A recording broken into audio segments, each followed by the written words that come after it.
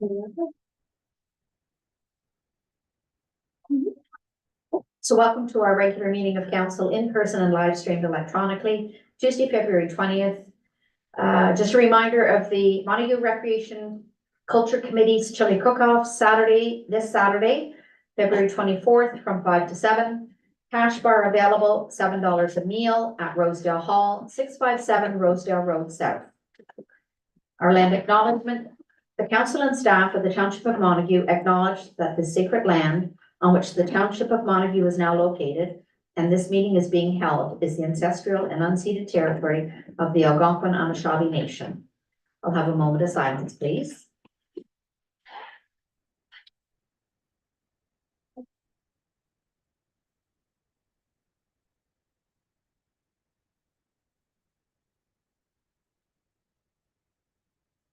Thank you. So moved by Councillor Bass and seconded by Councillor Crabtree that the regular meeting of council agenda dated February 20th, 2024 be approved as amended this date to move item 8H from information to action. All in favor? And that's carried. Disclosure of interest now at any point during the meeting. So moved by Councillor Crabtree and seconded by Deputy Reeve Carroll that the minutes of the regular meeting of council dated February 6th, 2024 be approved as presented. All in favor? And that's carried. Any business arising from the minutes? No delegations or deputations.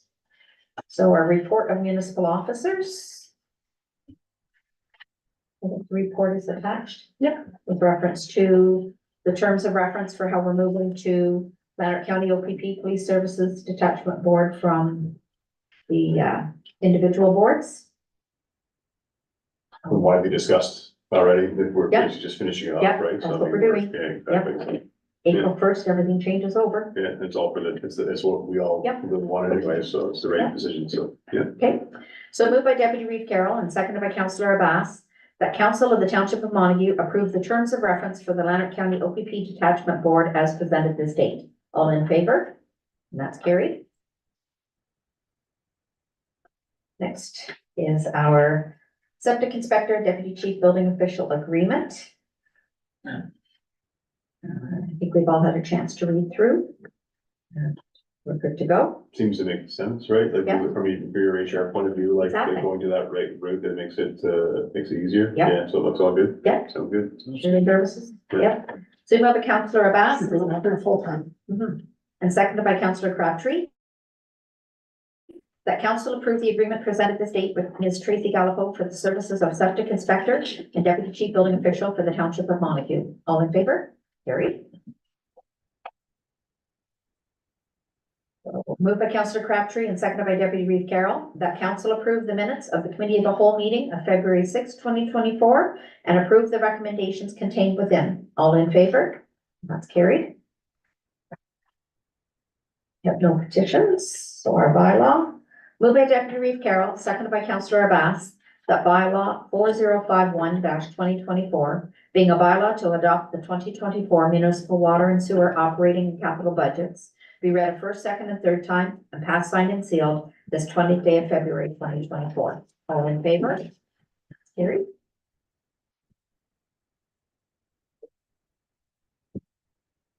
So moved by Councillor Abbas, seconded by Councillor Crabtree, that bylaw 4052-2024, being a bylaw to establish and regulate the installation, maintenance, and access to water meters and sewer services, and to establish the rates and other service charges for the use of water and sewer services, be read a first, second, and third time and passed, signed, and sealed this 20th day of February 2024. All in favor? That's carried. Moved by Councillor Crabtree, seconded by Deputy Reeve Carroll, that bylaw 4053-2024, being a bylaw to adopt the 2023 municipal operating and capital budgets, be read a first, second, and third time and passed, signed, and sealed this 20th day of February 2024. All in favor?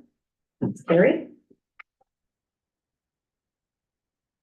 Moved by Deputy Reeve Carroll, seconded by Councillor Abbas, that bylaw 4054-2024, being a bylaw to appoint a deputy chief building official, be read a first, second, and third time and passed, signed, and sealed this 20th day of February 2024. All in favor? And that's carried. So we have no motion, notice of motion, and under action items, number 8H. Informational. Yeah, so I brought it forward. This is basically, it's nice to see this coming from the lower level, basically just talking about some of the carbon tax that's out there. I think everybody's read that. We're gonna see the increases coming up. I'm obviously not for, especially in our rural communities, for the carbon tax. It obviously disproportionately, because we do not get the money back. If you're in a condo in Toronto, then you do see a benefit back to you, but obviously us out in the country, we do not. So it's one of those ones where I would like to support this. I hope council feels the same way on the pushback of the carbon tax that we see. See nodding head, who's that? Yeah, so any further discussion? No. Okay. So moved by Deputy Reid Carroll and seconded by Councillor Crabtree, whereas the federal government recently increased the carbon tax in April 2023 and will almost triple it by 2030. And whereas the parliamentary budget officer has admitted that when fiscal and economic impacts of the federal fuel charge are considered, that the vast majority of households will see a staggering loss. And whereas this tax flows through from producers to transporters to the grocery store floor for our citizens. And whereas this tax does very little to reduce pollution and emissions. And whereas 2/3 of Canadians are approximately $200 away or less from not being able to pay all their bills at the end of the month. Now therefore it be resolved that council support the resolution put forth by the city of Sarnia to write a letter to the federal government and copy to other municipalities for their consideration, strongly urging them to cancel the carbon tax, which is financially hurting our citizens at a time when affordability concerns are at an all-time high, to ease the financial and inflationary pressures on our citizens. And further, that copies be sent to MP Scott Reid, MPP John Jordan, the Lanark County Warden, the Association of Municipalities of Ontario, and all other Ontario municipalities. All in favor? And that's carried. So we have no unfinished business or other business. So do we have any questions from our audience and online? Okay, so moved by Councillor Abbas and seconded by Councillor Crabtree that bylaw 4055/2024, being a bylaw to confirm the proceedings of council at its regular meeting held on Tuesday, February 20th, 2024, be read first, second, and third time and passed, signed, and sealed this 20th day of February 2024. All in favor? And that's carried.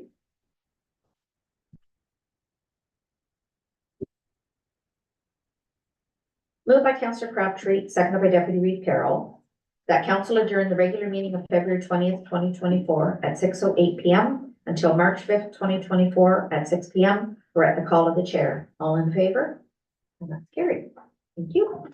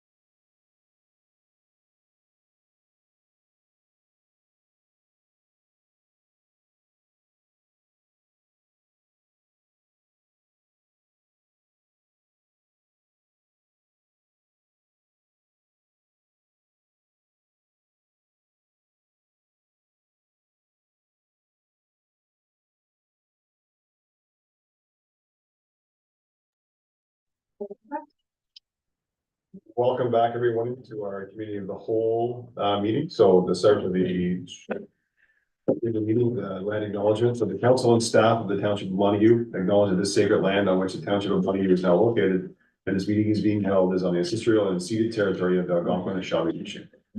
So the adoption of the agenda, so moved by Councillor Abbas and seconded by Councillor Crabtree.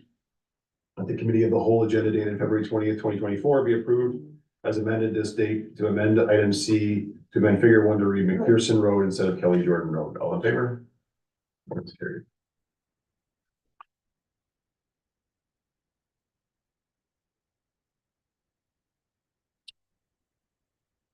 So no adoption, sorry, no disclosure of interest, no delegations, and our first report is Kirsten about our first draft of our zoning. She's gonna bring Forbes up with it to us all, which is great, and she wasn't.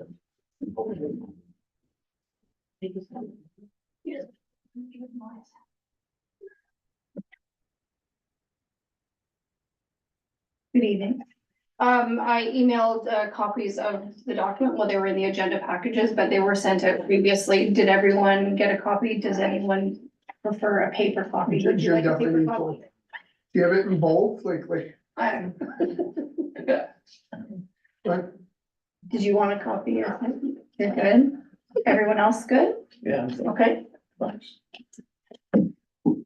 And would you also like copies of the that's on big paper, the schedules? Big paper. Nice. Did anyone else want large copies of the schedules? I'll take one. There's the 2 copies for you. Oh, okay, thank you. Thank you. Easier than having to like scroll back and forth on your iPads. Okay. Right, I've been away. So I think what I would like to do is just go through section by section and see if there's any concerns or comments in it. So we're not gonna review the entire document in its entirety, but just to kind of give you an overview of some of the changes that were made. So in section 1, that's the purpose and the title. So the preamble that was in the previous bylaw was just moved into this location and the wording of it has been updated. Section 2 is the application and interpretation section. And so there was a new clause inserted in there related to sewage systems in that they're required for building permits. Also included were some improved wording related to inspections, penalties, and remedies, just to provide some legislative explanations. And in section 3, definitions. So that's probably the first section. I would imagine that there may be some questions or comments from council, so I'll open that up for any. So this is for section. For section 3, the definition section. Section 3, the definition. So there have been some new definitions that have been added in there. Some of special note would be anything related to backyard hens, coops and runs. We've also amended the references, what was previously referred to as secondary dwellings and secondary dwelling units is now under the name of additional residential units, which is a commonly used term. One thing, on the definitions under agriculture, that was a substantial change that was done to the official plan to expand and broaden the range of permitted activities on farms.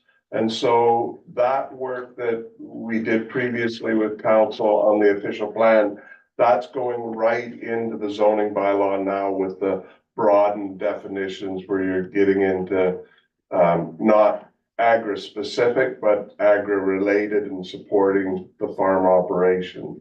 So that's a substantial change in the definitions, I think. If there was one that was pretty significant. I have one question about the hobby farms side Yeah. for sure. Yeah. It's, some of the questions that I when I read it, I think there's a lot of things that make sense, and it's great to go to the public with the document too as well and make sure that we understand it. So I mean, I like to hear feedback from that too as well as we go through. But one thing that did stick out with me was in the hobby farm side is for personal use of the household operating the hobby farm.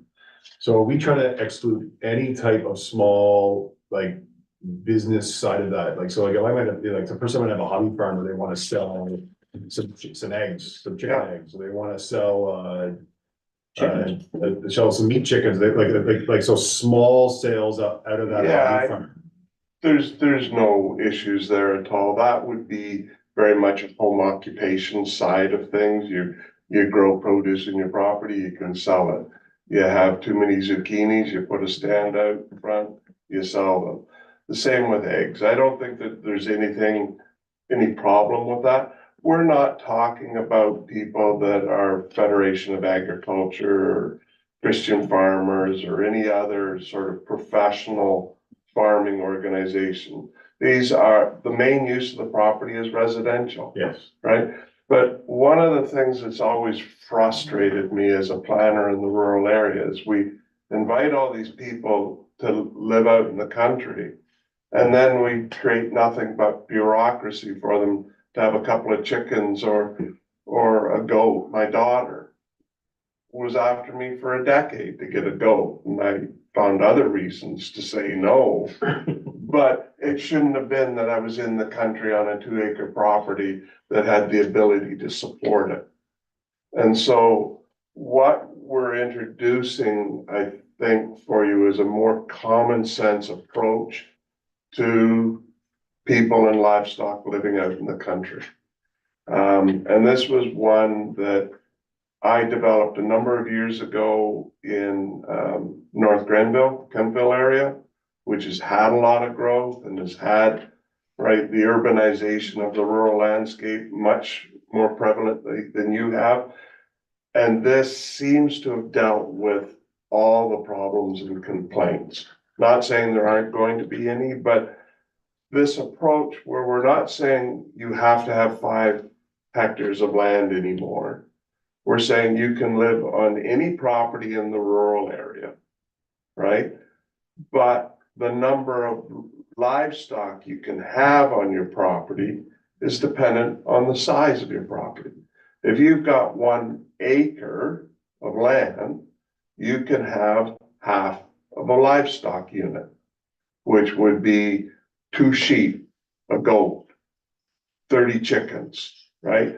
You get up to 2 acres, you can have actually a cow on your property, or a horse, which would be more common, or a donkey for some. And then the larger the property, the more of those units you can have. But what you're doing is you're keeping the livestock on the property at scale based on the size of the property. And there's a chart that goes along with it that says how many, the types of livestock and how many units are in there. This was a chart that was developed 30 years ago by OMAFRA to deal with the Foodland Guidelines. And it's still, I think, the best summary chart out there of types of livestock and their nutrient impact. Right? And so this is hopefully going to make it so that people aren't running into red tape, trying to have a few chickens or a horse, which is more common, moving out to the country and they want to have a horse or 2. And so I'm hoping that this is a better approach for you, and it's going to open up more opportunity for property owners. But Jeff, there would be nothing that would stop someone from selling eggs. So where does that say that? Because when I see the personal use side of it, where is the provision that, I guess, that goes along with? Well, I think it would be an interpretation, but that could be a point that we can clarify in the regulations that are elsewhere in the document. We could certainly clarify that, you know, the personal sale of these things is not a problem. Yeah, okay. As a planner, I would look at both your home occupation and your hobby farm and sort of blend them together and come up with an answer, but I think clarity is always important, so we'll note that. I got a question. Yeah. Now, when you're talking, you said an acre there before and then all this stuff happens. And I may have missed it. I haven't seen it all, so I may have missed the question. What happens if it's a lot when we're in the edge of town? So, So say I've got a lot that's 3/4 of an acre. yeah, So does that mean they can put a cow or a chicken or? there's two things that happen. One is the minimum distance separation for any building, housing, livestock Okay, is automatically doubled when you get close to an urban boundary. So there's other legislation that would stop you from having, 6 pigs next to Smith Falls, right? There's other bits of legislation that protect the public from that. okay. And the one is the minimum distance separation that you would look Because I'd at. had people come to me when we were talking about Yeah. chickens and everything else before. And a lot of them wasn't just, they just don't want, they have a house, they don't want a chicken next door 10 feet away from the. Understood, So I wasn't sure how this, for that part was going. I can understand if you got 2 acres. Yeah. And you wanna have something, but but again, this is there to discuss. We're gonna have a couple of months of discussing and thinking, you're gonna have people coming and talking to you. You have the opportunity to change this right up until the Reeve brings the gavel down that the bylaws pass, right? And so we expect you are going to have lots of questions as we're going through this, and getting them to your planner is a great way of doing it. And then what we'll do at the end of the public meeting process is bring together all the comments that we've got, including your own. And we'll sit down as a group and discuss whether we're gonna make changes to this document or not. that's good. Thank you. Thanks, Barbs. I mean, and some other questions, but I'm curious with some of the feedback we'll get from the community, like about what, like a sleeping cabin and, the regular cabin and like those changes and what can have a washroom, what can't have a washroom, making sure like how that works. And I guess the one thing that I saw that was missing in that, does an outhouse ever fit into those categories too as well at all in with what we're talking about that kind of stuff? So is that like, So, two things, bunkies and sleeping cabins are sort of synonymous. They're cottage country, they're tried, tested and true. There's actual direction from the Ministry of the Environment, Conservation and Parks on how bunkies should be dealt with.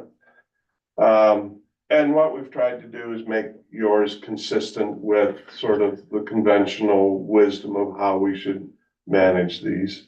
They're meant for overflow for the grandkids showing up at the cottage on the weekends, right? They're not meant to rent out as another unit that's got a full kitchen and full bathroom in them. That's not what they're meant for. In terms of, I missed the last part of that, the bunkies. and the outhouse? Oh, the outhouse. side of it. So actually, an outhouse is recognized under the Ontario Building Code as a class 1 septic system. Your weeping tile bed that the majority of us have is a class 4 system. A holding tank's a class 3 system. And I don't know what a class 2 system is, but an outhouse actually is classified as a sewage disposal system that's legally permitted in the province of Ontario. And they would be treated the same as any other system in terms of their location and their use. Now, some can be quite attractive, others can be like at the hunt camp. I'm still attractive at hunt camp too as well, but. Not the hunt camps I've been to, but I appreciate that. I appreciate that. So is that something that doesn't really fall into the zoning side of the world? That's why we don't really have it in the zoning. Yeah, the zoning bylaw does talk about septic systems, Mhm. right? And setbacks from water primarily. an outhouse is exactly the same as your tank or your bed. They get treated exactly the same way in the bylaw. We just talk about septic systems in general. Okay. Yeah. Perfect, thanks. I think those are my questions. Council has questions at all? I have one question just to simplify it maybe for myself. I call myself simple, I did. So going back to the livestock thing, just so if I get questions asked, I can somewhat answer it better than what I'm going to right now. The livestock units, that's very well spelled out, I understand that. Is there an equation that goes with this as far as acreages? So just because it does spell it out and say, okay, you know, one beef cow is 1 unit, dairy heifers, barn confinement is 2 to a unit. It's all very self-explanatory. But it doesn't explain to what that equates as far as acreage and or property size. Yeah. If you can tell me I'm wrong, I would love to be wrong, I just don't know. You're not wrong. Okay, Section 4.3 in the general provisions, relates to, hobby farms. And it spells out, the lot sizes and the livestock unit requirements per, 2 acres of land or. Yeah, so this is again based on science and nutrients. And 4.3 says that for any property under 10 acres or 4 hectares, after that, we're thinking just straight agriculture is permitted on something that's 10 acres. The maximum number of livestock units permitted shall be 1 livestock unit per 0.8 hectares or 2 acres of land. So you end up with, when I went back and I talked about the 1 acre property, you have a half of an animal unit, right? Which wouldn't give you a horse, but it would give you 2 or 3 sheep, yeah, right? That type of thing. So that 4.3 then ties to that definition chart, and the 2 of them work hand in hand. Okay? Does that make sense? yeah, so that was just the conversion I was looking for, just because like, I was trying to figure out the units versus. And Yep. Is that total land for what the animal is on, or for total land for also where the other sort of what you feed, like what it's fed from, like? That's a great question, debate. Jeff. I've struggled with that over the years. And I look at it the same as we look at it with wells and septic systems. We don't determine whether it's a slopey spot on the property. We just say the whole property, right, needs to be 1 hectare to be able to do that. I've left it so it's just the entire area of the lot, right? We're talking primarily about lots that have been created by severance, right? And so they've been through a review, there's an assumption that for the most part, they're good to go for development. And this is just giving them some rights being in the rural area of having a critter or 2. I think that if there was one area, if you felt that it was a little too loosey-goosey, you would bring it down to tillable acreage or cleared acreage. But then you end up with an enforcement problem and a challenge with enforcement. And I've tried to simplify this and bring it back just to the lot size itself, because everybody knows that. We've got it in our impact database. It's easy, simple math, right, that we can do. And I think otherwise we're creating another layer of having to come and do Mother May I. Right? But again, open to tightening some of these things up. The other thing I think that's important for council to appreciate is my philosophy with this is that we're gonna get a lot of things right. We may not get everything 100% right. And that after a year of working with this new bylaw, I would recommend that council initiate some sort of formal discussion with staff and say, how did it go? What did we get right? What could we fix, right? Are there new problems that we need to think about?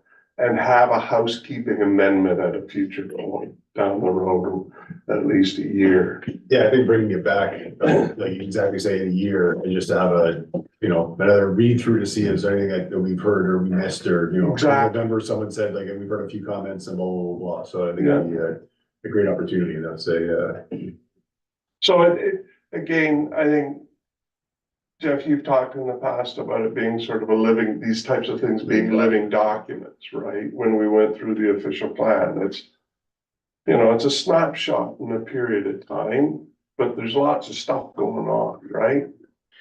And the township's changing. The township's getting more growth. That was a vision that the last council had when we did the official plan, was a more attractive community to move into. And I think this bylaw is helping with some of that. definitely is clean up and well written. So that's basically section 2 You know, of everything. So is that, are we then to, Yeah, is so there something else that you have from that? the only other definition that I just wanted to kind of provide some context to was kennel. So, we have proposed to differentiate between a personal use or a hobby kennel and a commercial kennel. So they've been appropriately defined. Obviously, commercial is for profit. And in section 4 in the general provisions, pardon me, not in the general provision, in the rural zone where kennels are permitted uses, we go on to discuss what the appropriate suggested separation distances would be. Currently, the separation distance in the rural zone is between the kennel and the residential use, and not the lot that's in proximity to the kennel. And we've had a lot of issues with kennels and people proposing kennels and how that would impact other properties. I did create for council sort of an illustration. I'll get you to maybe take one and pass it along. That shows one of the common, well, would you like a copy of my beautiful paper as well? That shows a situation that is not uncommon, where someone could come along and they could sever 3 properties, and someone comes along and proposes a kennel on the center one, pursuant to the provisions of our current zoning bylaw. You can see the red circle and how that would impact the property on either side of it. So basically within that circle, it's a no build zone for a dwelling. So you've created 3 lots and you've almost sterilized 2, one on either side. So if the person in the center is the first one to the table and proposes a kennel, it's a permitted use. It's more than 150 meters from a residential use, because those uses don't exist on those neighboring properties at this point. So what's proposed is that it would be from the kennel to the lot line and not the use on another property, because it would definitely put a restriction on a primary dwelling. It would put a restriction on a secondary dwelling, and it would also restrict the ability to add on to an existing dwelling. So we think that what we're proposing to have it go to the lot line as opposed to the use is a better approach. yeah, I think it's more fair on all the property owners. The other thing, I think, you know, it's,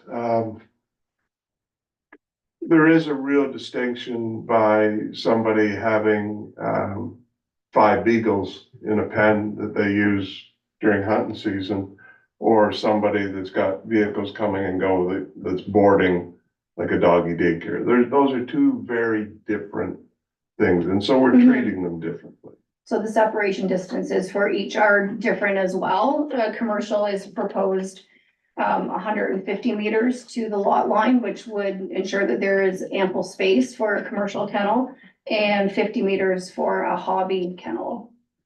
And commercial kennels would be proposed that it would require site plan control as well. So we would have the ability to regulate the development of that property. So whether there be fencing or buffering or what have you that needs to address any potential down the road nuisance issues, we have the ability to enforce that in a site plan. I think that's well written, and I'm curious when we go into the public, obviously, to Mhm. bring and see the feedback for everything of that, but I think that's something that we should be going out to with our first draft for sure, and I don't know if anybody else, it sounds good, so, yeah. There's one area and another area in the definition, and that's related to group homes. Mm. So historically, group homes have been a challenging thing with planning and councils. The Supreme Court of Canada has passed judgment that a group home is just a home and there shouldn't be any prejudice against them. Some bylaws have had limits on the number, separation distances. I've never been in favor of that, and actually almost got fired by the mayor of the town of Mississippi Mills once over a group home that I permitted right next to his house. Which is the learning moment in my career. He's not the mayor anymore, it's okay. And he and I became, Al Lunny, he and I became good friends. But we did have a few anxious moments together.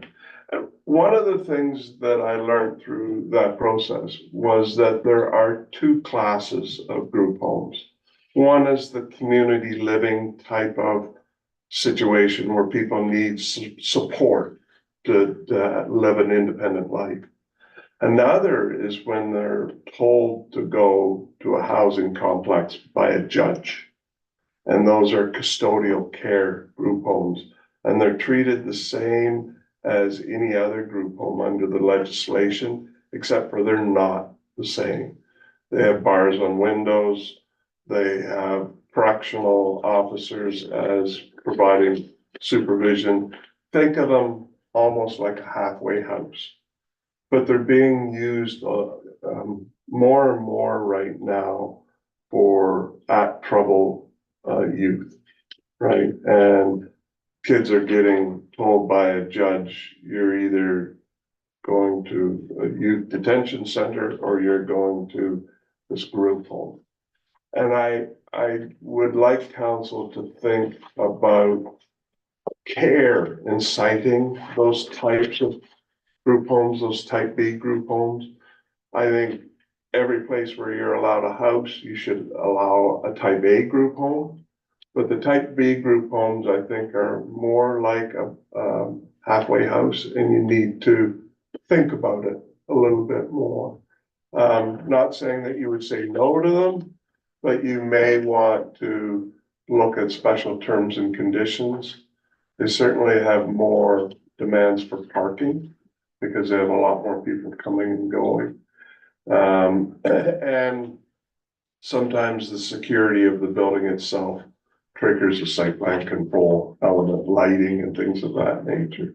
So that's another area that's a little different for council, but I wanted you to know the context there. Those are all, there's also, like, not all of that bars on them too as well, like, You're absolutely- there's a huge scope of that, like, sometimes it's just youth that's where they need to be, and it goes right into the extremes, like you say. Yes. But the problem is they do clump them all into, so you might be thinking of approving something that is good because it's this one, but we're allowing this one indirectly while we do that too as well, right? So that's sort of like that hard, because they should almost be breaking those down a little bit more too. as well. Yeah, and I think you get into that a bit more when you're doing a site specific on a group B. Is this something that's licensed by the province through community and social services or correction services? Yeah. Right, and who's licensing and monitoring and doing what? But you're absolutely right. There's a whole continuum in that type B as well. There's a community safety thing there. There's also a thing of, it can impact policing costs for your municipality. Absolutely. As well. Absolutely. So what does that tell us right now? What is happening right now is a group home is a group home is a group home. What we're telling you is that we've broken that into two. One is a traditional group home that gets treated equitably everywhere you can have a house. And another one you've got to be a little bit more sensitive to, and they would go through a site-specific zoning amendment. For, any other questions from that? No, good, good. Were there any other definitions that you noted that you wanted to ask questions or receive some clarification on before we move to the next section? So that's just, we. Yeah, so that was section We've three jumped around. definition. Jumped a little bit. We have- we've Section been- two, Yeah, so section 3 is the definitions. sorry, So that's the one that we kind of been talking about, but we have bounced into general provisions a few times for reference purposes, but that's all good. Sometimes you need to move it all over the place. it brings context to It does. So it's a, so there's, I Yeah. don't think there's any other questions from Yeah, council as far as that goes, so Yeah, and you'll also notice in the definition section that we have thrown a few diagrams in there, and it sort of provides some clarity for people on commonly used terms when people are like, what does that mean? Now there's an illustration that assists somebody in identifying what that term is. The next section is the general provisions, section 4. Maybe we can just kind of, we're not gonna go section by section, I don't think that's necessary, but let's talk about some of the key ones, and the first one, I would say would be section 4.2, which is our additional residential units section. So you'll recall, I believe this is 2021 that the township passed their second and secondary dwellings bylaw, which is excellent. I think Montague was on the forefront there.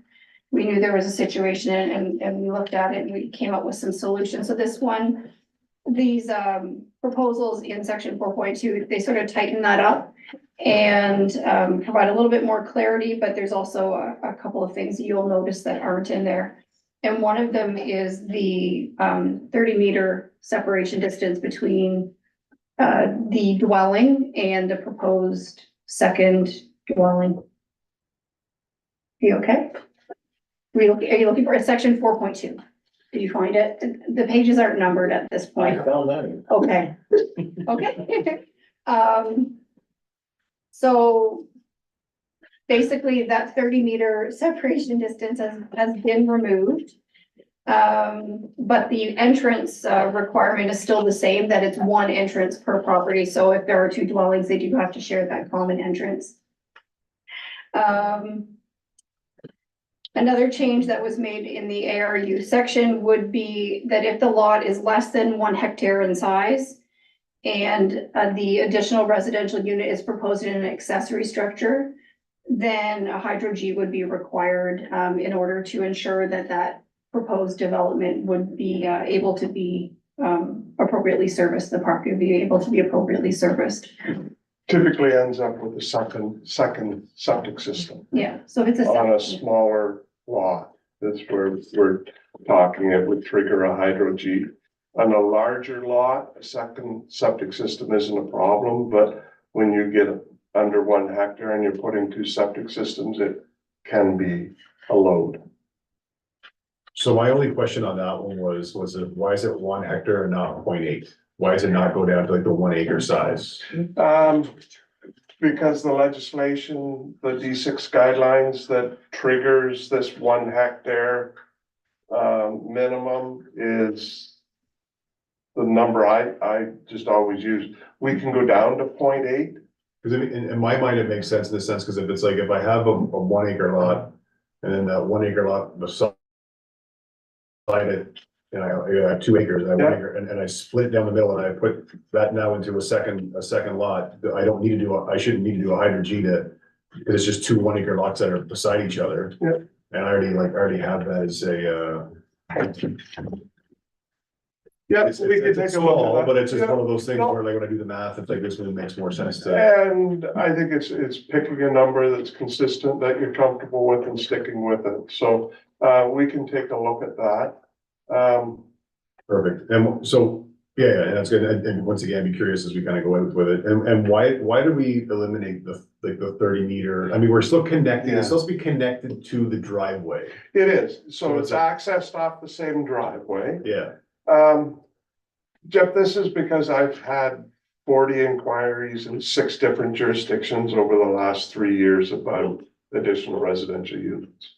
And I'm just learning from them, right?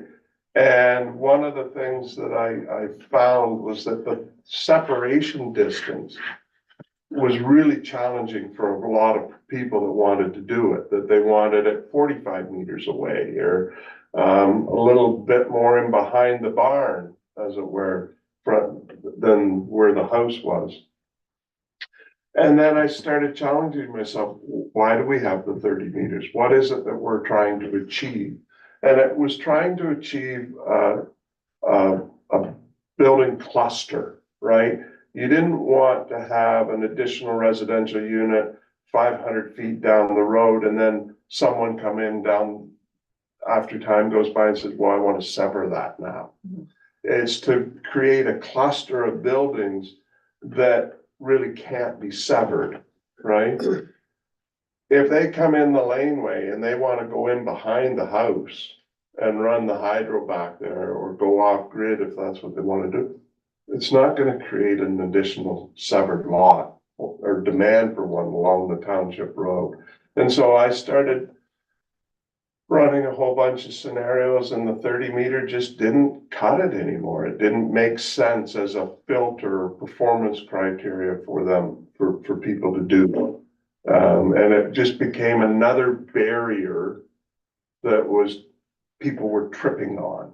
And I think the idea is to encourage these and not have it really, really hard for people to do, so. so I agree with like we want to make sure that, I remember when we talked about that 30 meter number, I think we threw around a few different numbers because the idea is that you set that number because I think we've already had one come to our community adjustment too as well, where it's like they wanted to move it to 45 meters away. Yeah. Like, we're like, that's fine. Their 30 meters is there as sort of like the placeholder. Yeah. But we're not unwilling to make a change, but if we don't have that 30 meters, what then stops it from going to now we go to that extreme of now you can go Yeah, 500 meters, down that way or not. I Like, think- how do we, sharing the driveway is the key point, so that you're not creating another entrance onto the township road. They have to share that driveway, right? without that restriction, someone could pull like.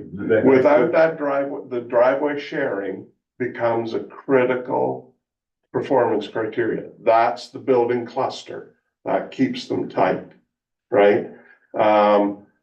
I felt that the 30 meters went just one step too far, right? That it was trying to achieve the same thing, but maybe making it a little too tight, particularly in a rural environment. I think the 30 meters came out of Tay Valley, actually. They were the first ones to do secondary dwelling. And I think it came out of there, which came out of Simcoe District, I believe. I know it was a major discussion point during the. Yeah. Like it was a major one and like literally it was like, that number is just gonna be the placeholder. So then when they go to committee adjustment and say, yes, this makes sense for this dwelling, this makes sense for this one, this makes sense for this one.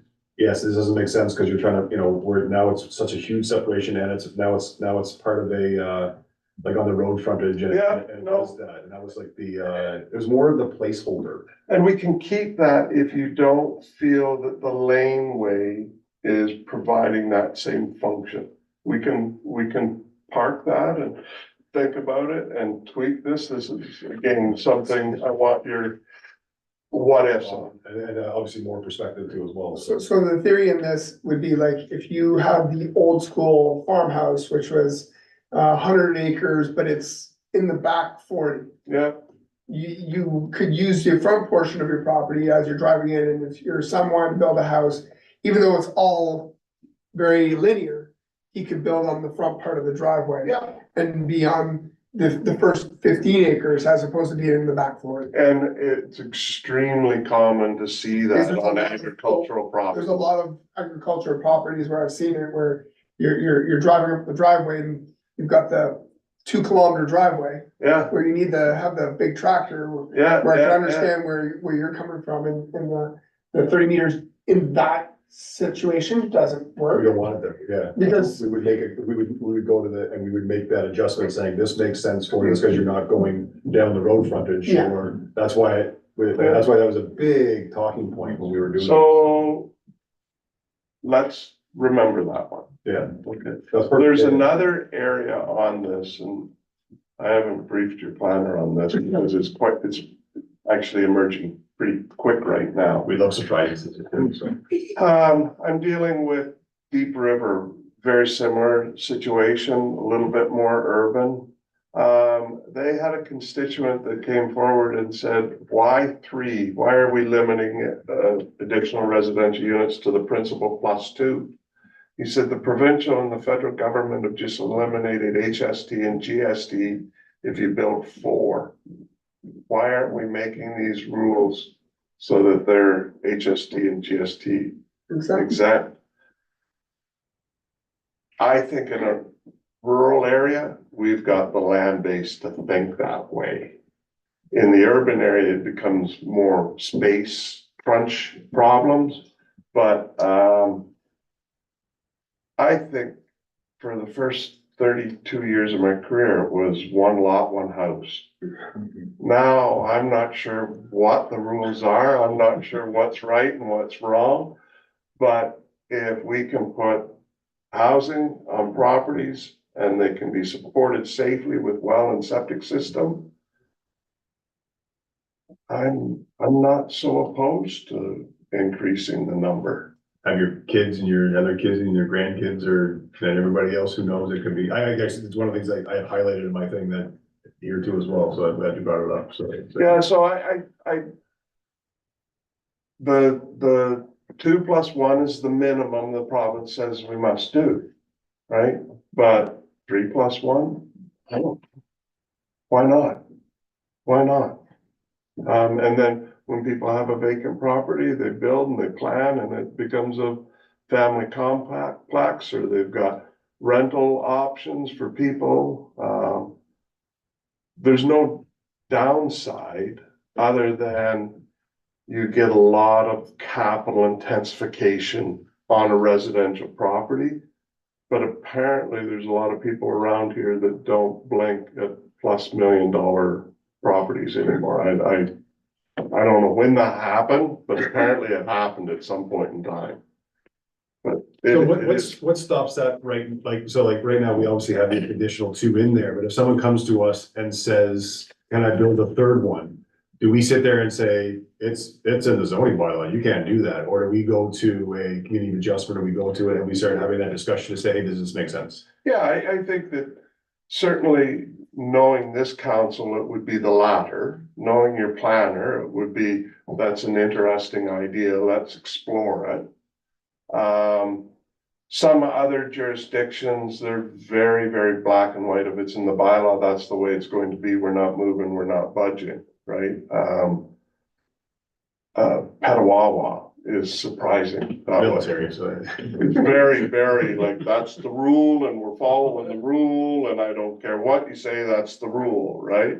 And then other places where it's just like free form, it just whatever goes, right? Have we ever had more than 2 in 1? No, Not that I but I think remember the purpose-built one that Lockwood Brothers did? And the original talk was, how many can we have? I think I recall a drawing Yeah, that was interesting. it's sort of, I think it was a little before, but Yeah, I think it's great. I think It's it's a a great discussion. discussion point again, once again, and now it's out there too, as well as we discussed that, especially when we go to the public meeting and everything else too as well, I so. think it's a great way of thinking and saying, you know, depending on everything's based on what the property value and like what the property will allow. And is it feasible and does it make sense? And I like the way you were saying that, Jeff, does it make sense? Will it work? And I think if in certain circumstances it can, in certain circumstances, you look at it and say, no. And you bring up a great point too as well, as, like, I mean, like, with the Petawawa thing too as well, it's like what the rules are, it's like, but you're in charge of making the rules. So like, it's the same idea, you might have a council that like, I like to think that we're progressive, we listen to what makes sense out there. And it's like, this makes sense, so we should be looking at that to see when that works, but you might have a council down the road that might say, if the rules, you don't follow it, too bad for you, and that's, like, that's the way it was written. I think that's where it's hard to kind of judge. Like right now, to me, it makes sense, and we keep it there, but we're open. We want you to come Yeah. and say, hey, what do you want to talk about? What makes sense? I've always advocated that planning rules shouldn't get in the way of a good idea, Yes. right? If Yeah. someone has a good idea and we haven't thought about it, we haven't planned for it, that doesn't mean we throw it out, We just right? it, yeah. There's a process. This is designed to be flexible, right? But I think, I know councils are really struggling with housing and affordability. Right? Really, really struggling. And how can I make a difference? And is there anything I can do to help out? And I've really been working hard trying to find those barriers. And making it so that there's fewer and fewer barriers to affordable housing being built in your communities. And listening, right? I mean, listening to what like exactly what you said, when that person comes in and says, could I do this? And you're like, this makes sense, let's have that discussion. Yeah. So let's go for that. I had a contractor the other day and he said, Forbes, he says, I want to challenge you on this affordable housing. He says, you keep talking about it. And I said, well, you keep building houses that aren't affordable for most people. There's nothing I could do with my design that would change it. And I said, okay, Challenge accepted. what if I told you I could figure out a way to chop $100,000 off the house rate like that? Show me. I said, get rid of the attached garage. Who passed the rule that said that every house has to have an attached garage to it? Right? I've lived my whole life in houses that didn't have an attached garage. Some had a detached garage, some didn't have a garage at all. But that's a big chunk of space and money and building code uniqueness that goes into a design. You build that, the house is all of a sudden 420,000 now. Maybe my daughter can afford a place like that, and maybe 10 years down the road, they'll have enough money they can put an attached garage with an apartment for my widowed wife at that time, right? But the point is that there's lots of things we can do with design. I did mine that way. I built my house and then added the garage 10 years later to the house. But Because that's what you could afford. years ago, that's what you did. That's right. You did what you. And why don't we do that now? And in a rural area, we've got the ability to do that. We're not in a suburban area where everything's chock-a-block and tight in. But even then, our first house, it was on a 32 by 130 foot lot in the city of Owen Sound, right? Built in 1909. We shared a driveway with our neighbor. We had an easement over our neighbor's property. There's lots of ways we can come down to these smaller lot sizes and still just build a modest house on them, and they work. Another fantastic way to cut down, if you get away from the standard, we have to have a basement. When you're living in the rural, if you do a slab on grade, it's another way to save a lot of money. Or a roof with 15 gables and articulations, like, I don't know how much they spend on some of these roofs, it's insane. There's one other point, well, I'm on affordable housing rant. In the early 2010s, the Ontario Planning Institute came out with a how-to manual for planners to eliminate barriers in our zoning bylaws to affordable, meaningful housing. And the number one thing that they said to get rid of was the minimum dwelling unit size. And there's been a campaign for the last almost 2 decades now, 15 years, to get rid of that in most zoning bylaws. And I'm asking you this evening to consider eliminating minimum dwelling unit size. It's looked after under the building code, right? The building code says you have to have a bathroom, you have to have a kitchen, you have to have a living area, and you have to have a bedroom, right, to make a dwelling. And they've got the calculations, and it varies somewhere between 300 square feet and 500 square feet. But this whole kick for tiny homes, right, that challenged these things.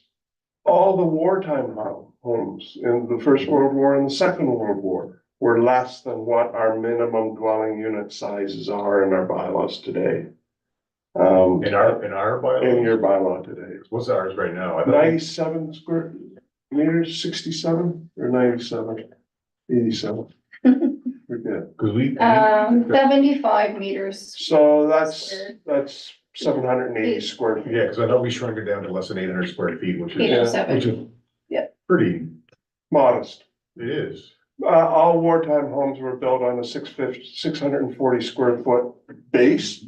You could put a basement below, you could put a half a story above, you could put two of them back to back. You could do lots of modular designs with them, but the base was on 640. It doesn't need to be in zoning bylaw. It does nothing. It achieves no goal. It's dealt with by other legislation. As long as all the requirements are hit. Yeah. And a dwelling is defined in the bylaw. And the Ontario Building Code tells you what it has to be, so why get in the way again?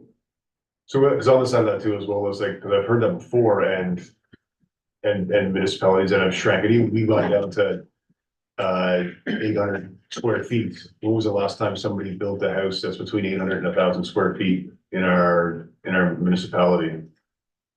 Like, they have the option to, Yeah. right? They do have the option to right now as it is, right? Yeah. And it's just, I think the smallest is being built will be 1,200 or 1,500 square feet, like. That's quite common It's just right now. kind of what is being built, like, if we did shrink that number, would it arbitrarily even make a difference? I think I don't think it would, to answer the question. But I think that it's important for council to be seen as working your documents to eliminate barriers to housing. And this would be one that's a very common barrier. And you can let it go, and whether it's going to have a rash of tiny homes coming into Montague, I doubt it, right? But it is just one more thing that you can say, this is what we're doing to address it at our small, low table. Right? It's a big problem, but I think everybody has to do something with it a bit. It's an option in the toolbox. Any more questions about ARUs?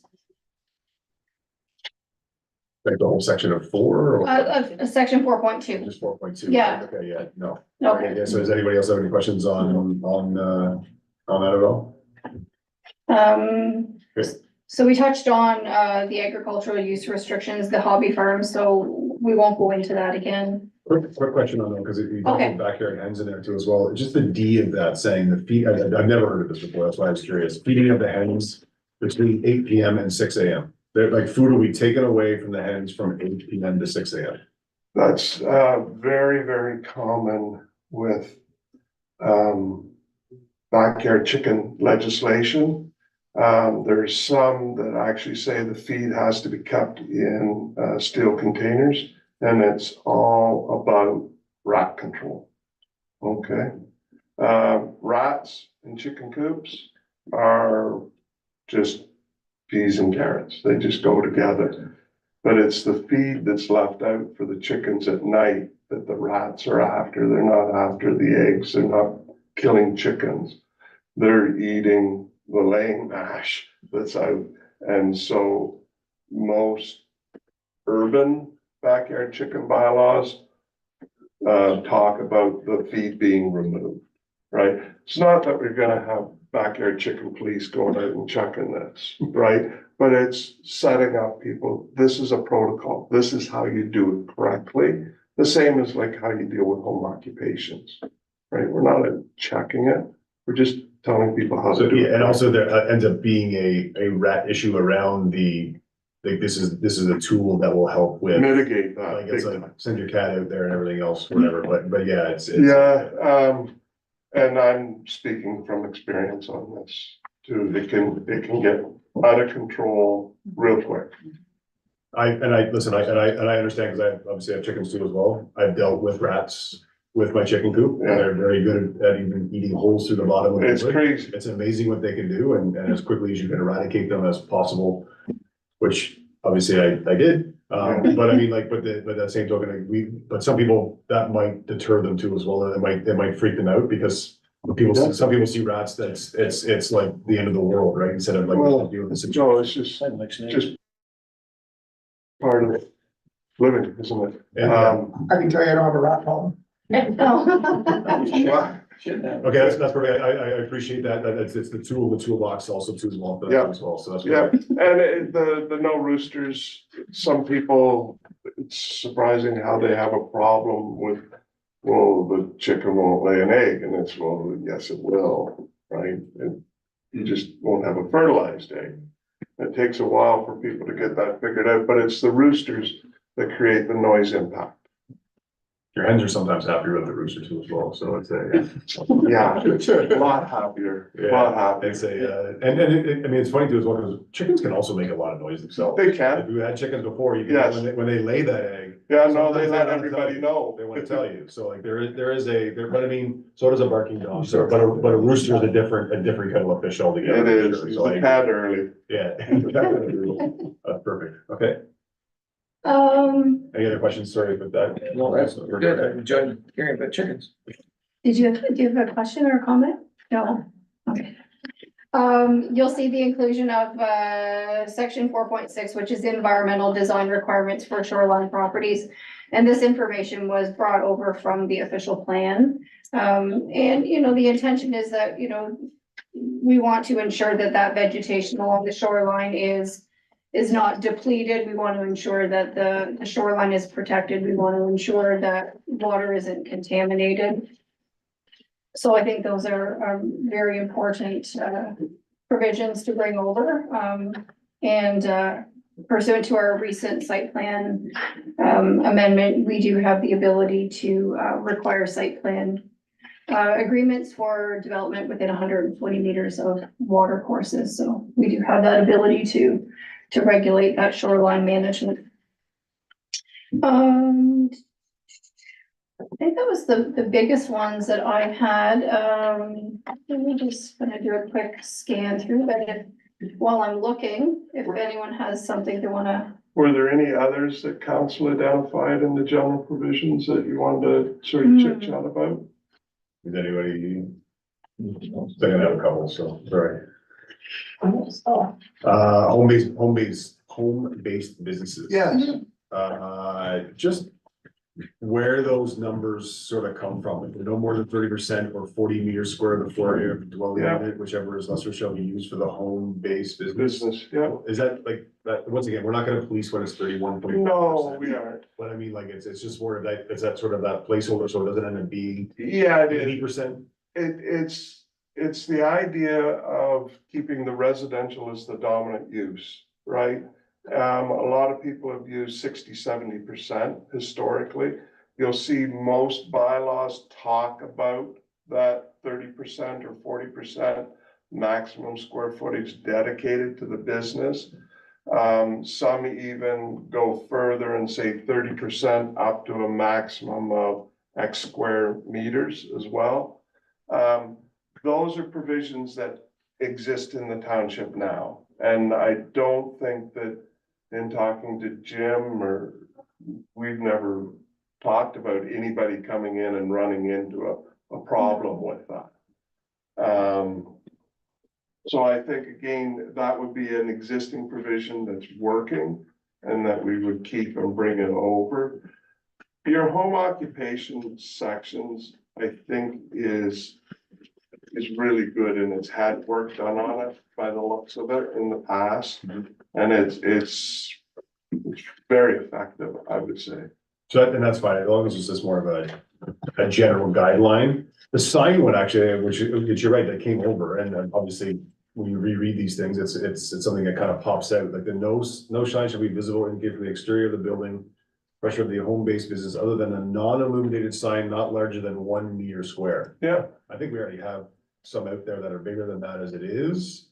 Why is it like that size of like, is it, you know, I understand we don't want like a A flash. meter, yeah, a meter, so a meter squared ends up being this big, right? Like that's a pretty small sign. It is, again, it's about the use of the property as residential, the commercial is the exception. You keep it smaller in scale and you don't end up with land use conflict problems. You don't have a residential area turning into a commercial neighborhood, right? These are things we're told historically are good. We separate conflicting land uses. What, home occupation is an exception to the rule, right? You put the rooster in the hen house, as it were.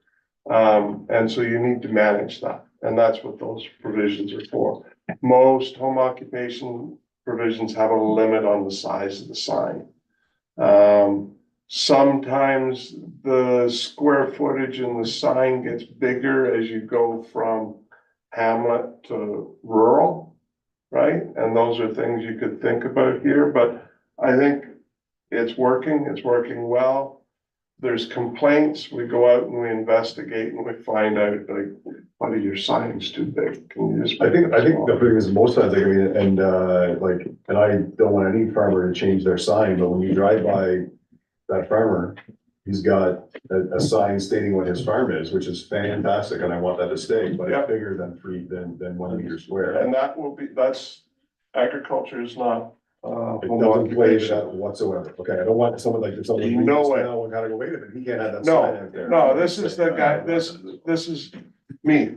Yeah. Working out of my house, being a planning consultant, having a little shingle out front, right? As opposed to a big neon sign. Even The farmer's permitted to do exactly what they're doing. Perfect. even a meter is actually quite large. That's almost 3 feet by 3 feet. It's bigger than a for sale sign. Yeah. So that's actually pretty good for somebody who's just putting something on the front lawn to say, hey, I do something out of my house. Yeah. Say, A meter square is not a meter by a meter. No. Right? No. It's yes, smaller. That's right. a foot and a half by a foot and a half, but even that. It's more like a traditional real estate sign is what it looks. That's still Not bad. pretty good size sign. You can see it. If you've got your eggs for sale, or your honey for sale, or your little wooden widget things. Perfect, that's perfect. Okay, well, I think that's it for, Go ahead. that's it, yeah, so. And then in the zones themselves, we've added group home in and home occupation and hobby farms and things like that. There was one new section we added, which was environmental B, Right. which came out of the new official plan, natural heritage mapping.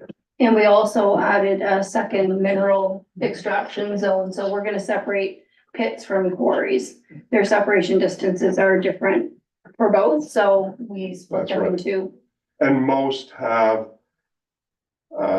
2 setbacks in their bylaws for pits and quarries, and you're going to have more quarries as time goes on in Montague Township. You've got really good bedrock. Got a lot of rock, yeah. And the sand and gravel from Lanark Highlands is quickly being depleted. And everything is gonna go quarry within the next 10 or 15 years. So, The other thing you're gonna see, is the mapping. So very happy with how that turned out. The previous schedules that were attached to the bylaw, that are attached to the current bylaw are basically black and white. And sometimes it's hard to differentiate, you know, what are the boundaries and what the zone is, and does it fall in or does it fall out? It's a little bit difficult to follow, so, Paul from JP2G did a fabulous job in, color coding and also providing some pattern, appearance to the zoning, so it's a little bit, easier for someone to look and to determine what the zoning designation is. Obviously, the majority of the municipality is zone rural, so the solution to that is if it's white, it's rural and everything else is colored, and the color legend is at the bottom. And the current bylaw also has an enlargement of the Adirondack area, but this version here, Schedule A1, is all of the settlement areas within the township. So obviously, as they get more developed and as different uses potentially come in, then those will reflect what the zoning is. It also, I think, helps highlight the fact that these are developable areas, the hamlets. And that's always a challenge. I think you're having some really good success in Rosedale, and it's an example to follow. But it'd be nice to see some of the other ones starting to round out. Mhm. We're using the base map that we developed for your official plan, that we spent a fair amount of time and effort creating a brand new digital accurate base map, and so we've brought that into this project. All the information that's gone on these maps are in a GIS ready format, and so the day you guys approve this, the next day it's up and running on your GIS system, and it's not a separate project to bring it in. So Mhm. that was designed from the get-go, so. Yeah, Any comments on the mapping? No? I think the questions? mapping is definitely. From a really visual, set- like really from a set visual down. perspective, it works for you? it used to be more of a caricature than anything else, the zoning map, right? So. So that's basically, unless you have something you wanted to add, Forbes, basically, we appreciate the discussion opportunity. And I'll open it up again if there's anything else. Always. Always. I have just two things. It's just kind of like one of the goofy things is the street setbacks. We're different than the county. Is it something that we should be aligned with so it doesn't cause confusion, or is it okay to be different from a county road to it, like on our setbacks and everything else? Something to take a look at. Typically, county roads have a greater setback for two reasons. One is that they will quite often ask for an 85-meter road surface as opposed to a 66. So historically, planners have always pushed houses back so that if they did ever get road widening, it wouldn't be the same impact as if it was just a 7-meter setback off the front of the property. The other thing is county roads are designed for a higher volume and faster traffic. And so again, you want houses set back from higher volumes and faster traffic. You also don't allow as many entrances onto the county road, right? Again, speed and volume dictate that. So it's not uncommon that there's a distinction, and quite often the county number is significantly greater than the local setback. It's a 3 meter, I mean, which is not huge. It's a 3 meter difference between us. Yes, yeah. So like it's not like it's a huge difference as far as that goes, and keeping it that way. Cause I mean, like I think of Rosedale, right? Cause like half of Rosedale is county and half of Rosedale is a, So if you think about that, that's 6 meters total difference, which is, you know, getting close to 20 feet, right? And you go 66 to 85 is 19 feet, which is 3 meters on either side. yeah. Right, so it allows for the road widening of the county to that 85 typically that's where it would come from. Sounds good. Just a more of a general question, yeah. And my other comment was just about the change of sort of like airport usage and the Yes. zoning of airport. I just have a big check mark there. Because I think it has created more of a opportunity there for that as well. And that was a big discussion when we did the official plan update. We spent a lot of time and effort on that, council and staff. We all worked at that to, because that's sort of a business park area that's could potentially take off. Yeah, And so we wanted to open it up. Yeah, exactly. Yeah, so that's the big, like, I think that's a huge, big check mark, I guess. Yeah. So, yeah. Yeah, That's good. perfect for me. Is there any other questions around the table at all, or? Well, thank you, both Forbes and Kirsten. We know the work that has gone into this, especially from the initial plan and everything else too as well, is, and I agree, it's mostly all Kirsten for sure. Pretty well altered.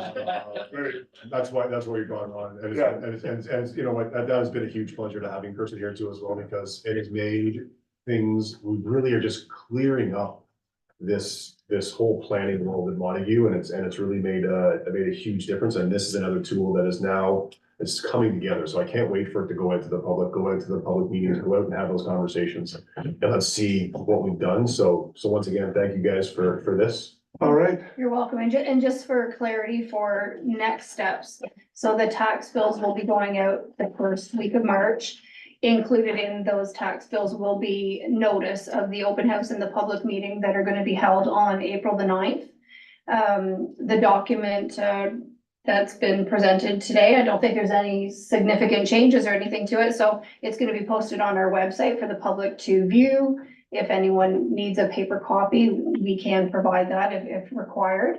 And, so again, open house, pardon? Numbered. No. got it. Yeah, so the open house, the 9th, in the afternoon and in the evening at Rosedale Hall. Hopeful that all the council members will be able to attend in the evening, session and, yeah. Don't be afraid to write on your bylaw. Keep notes. It's pretty easy to forget, but as you're going through, use it and keep your notes. And I'm always happy to discuss these things and make them better. Always happy to make them better. I can attest to that. Forbes and I had some very good conversations with the official plan over the phone too as well, so. It's all good, right? We all have the same goal. It was. It's always a pleasure. Thanks, Ray. Thank you.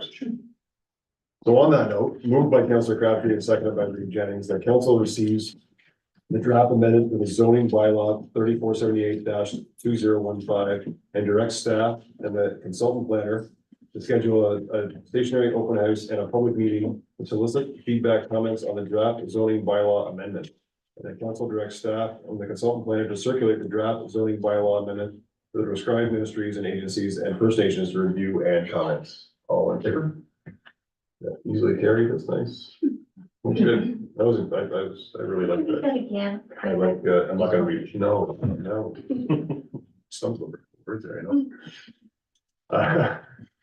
And moving on, now we have, our very excited deputy clerk, Grace Francis, that is gonna talk to us about our accessibility plan. Yes, thank you, Chair. The report in front of you is about the multi-year accessibility plan, which must be passed by pretty much any organization within Ontario. Right now, the current one is from 2019 to 2023, so we were just kind of chatting with members of staff at the county to check in on the I guess their plans for the Accessibility Advisory Committee. The township is not required to have a committee because we don't have the resident count, I guess you could say. And as noted, the county clerk has said that there is not currently an active committee. There was a post put out a few years ago and there was no interest, so they're planning on working towards a diversity, equity, and inclusion committee that will encompass the accessibility advisory committee within that. So staff have kind of created, reviewed, and revised the plan. We recommend that it is adopted as as written. But it's up to members of committee if there's anything they'd like to note or any changes that they want to see within the plan. The numbers are very, very rough. For the financial impact, that was me ballparking something fierce in Schedule B. Grace. I'll open up the council for any questions or comments. I see none. I think it was, yeah, I think we're right. We're moving on the right direction and we're looking at the different ways that we can make our building more accessible. I mean, we went through the change of our website and social media to try to make that more accessible. I think we're continually taking steps forward. And I think this is a good document that hopefully to continue to move things forward and make it more accessible. So I think this is great. So great job, Ms. Francis. Thank you. So moved by Reed Jennings and seconded by Councillor Abbas, that the council adopt the draft multi-year accessibility plan for 2024 to 2028 bylaw. All in favor? And that's carried.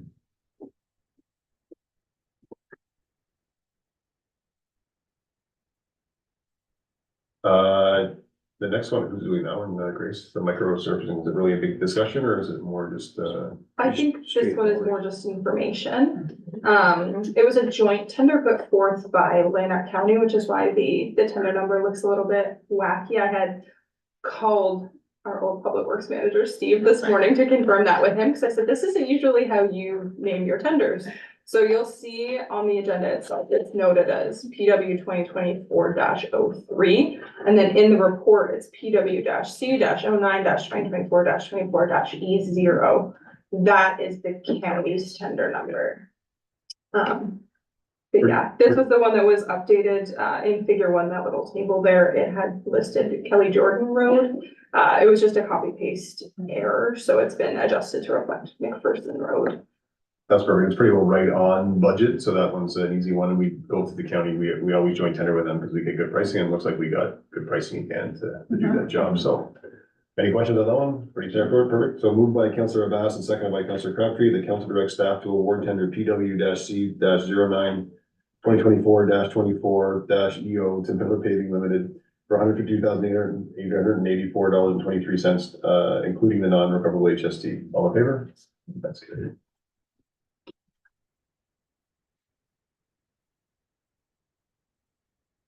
The next one, same idea that Steve did, was for the King Street and Matheson Drive. That's the top half of Matheson Drive that goes around, like where those houses are. If anybody's unfamiliar, because if people say Matheson Drive, we know it's the top half of that, and it kind of goes around those houses. It's kind of like the goofy way that road is split up. And then King Street. Did you have notes on that, or is it just something that's, because there is a in that discussion point of sort of came significantly under budget. And I guess sort of a discussion point of what council would like to do as far as moving forward with, do we look at a different project at that point? I mean, like, I know McLaughlin was brought up in that, but McLaughlin is something that we have to get into a discussion phase. So I don't know if the rest of council has a thought process. My thought process is like, it's, I think, just leaving it in the reserves and moving forward. We don't need to make a rash decision right now. We know that McLaughlin Road is coming up and it's something that we're gonna trigger. But it's like, we might as well have that money in the reserves for that. That's my sort of process thoughts, but So option 2, yeah, yeah, so that we proceed with this and then just leave the money so that as projects come up that we could do the way that they had before, it's like, you know what, let's move this forward. We have the ability with the savings. exactly. Yeah. Yeah. We've already addressed the big one, which is Yeah. Rosedale, to make sure that we're starting the thought process behind that, because we know we can't afford that one and we need to get grant funding for it. But I think that's what, so yeah, that's it. Does that make?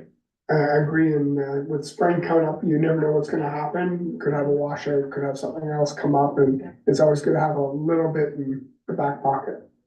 So we don't have that in the resolution, right, for option So 2. that resolution is the option. That is option 2 Yeah, anyways, right? that was one that was recommended by. So we're already going that way, which is fantastic. So that's good. So moved by Councillor Crabtree and seconded by Reed Jennings, that council enter into a contract with Campbell's Trucking Limited, Construction Limited for the rehabilitation of King Street and Matheson Drive for the total cost of $141,141.63, including the non-recoverable HST.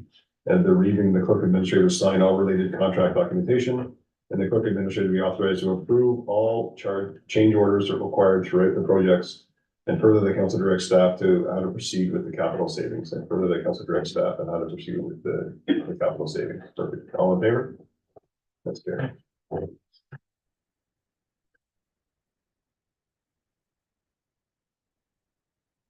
The dust suppressant, basically it came in at what was budgeted, so that's really good. I mean, I know there was an option in there too, as well. We talk about adding to it. I think if it came under budget, we could have looked at that, but I think we do have some other plans and talk about some watering too as well, if that's an option, I think in the summertime too as well. So any comments from council or want to change from that? We're pretty happy with that. Okay, so moved by Reeve Jennings and seconded by Councillor Abbas, that councillor award the contract to Delee Services Incorporated for base stabilization dust suppression services for $130,900 for the 2024 year plus non-refundable HST and $137,550 plus non-refundable HST for the 2025. Usually we incorporate that too as well. Okay, all in favor of that? That's scary.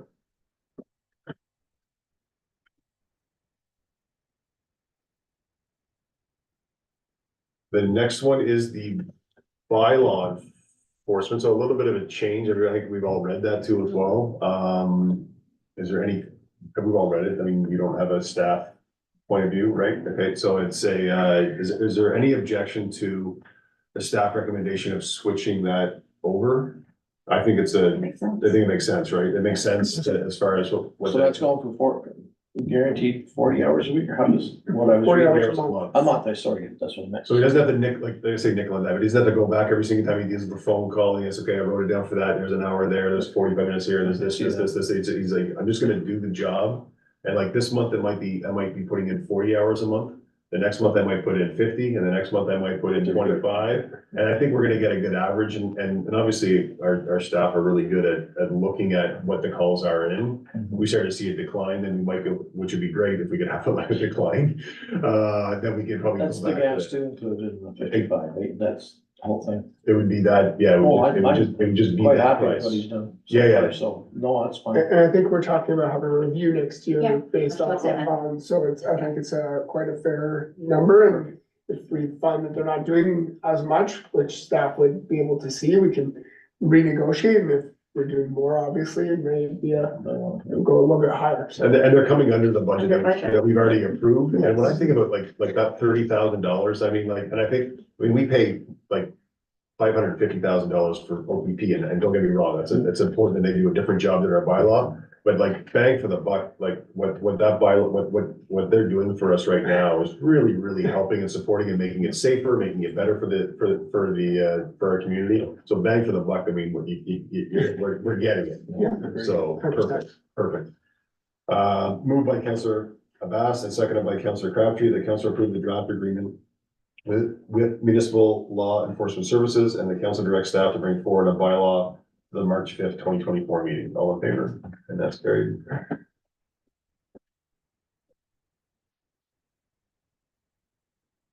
That was great. No reports of committees, no petitions, no notice of motions or motions, no unfinished business. Before we go home for the evening, do we have any burning questions from the online world or the audience? None. Beautiful.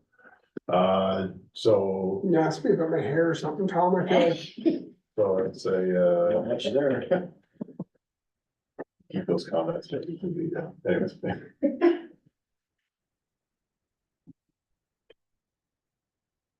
So moved by Councillor Crabtree and seconded by Reeve Jennings that the committee of the whole meeting for February 20th, 2024 now be adjourned at 7:37 PM. All in favor?